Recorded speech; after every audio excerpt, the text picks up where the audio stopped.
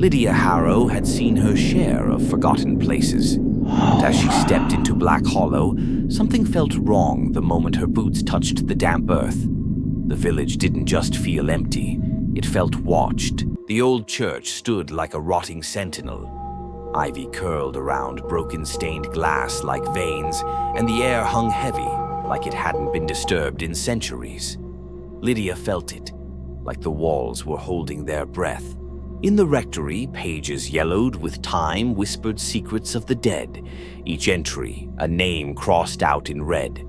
Lydia's hand trembled as she traced the ink. One name repeated, Harrow. At midnight, the bell tolled, but the tower was empty. The sound echoed down the valley like a warning, and Lydia froze, her breath caught in her chest. No one was supposed to be here. The mirror's surface rippled, and there, behind her, a robed figure, gaunt and pale. Lydia turned. Nothing, but the reflection still stared back at her. The old woman's voice shook like dry leaves. "You shouldn't be here," she whispered. "The bell doesn't ring for the living, only for the ones it's claimed." Behind the rusted door, something waited. Symbols etched into the stone pulsed faintly. Lydia pressed her hand against it, and a cold chill ran straight to her bones. Something ancient stirred. Wind howled as she climbed the tower. The steps groaned. A shadow darted past the window, too fast to be human. Then, the door slammed shut behind her. Pain split through her skull. Lydia fell to her knees as whispers filled her ears. Her eyes rolled black.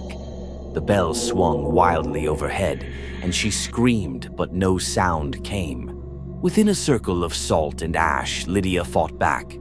The entity clawed at her soul, but her will burned stronger. Latin prayers spilled from her lips, not her own voice, but someone's. With the first light of dawn, Lydia raised the sledgehammer.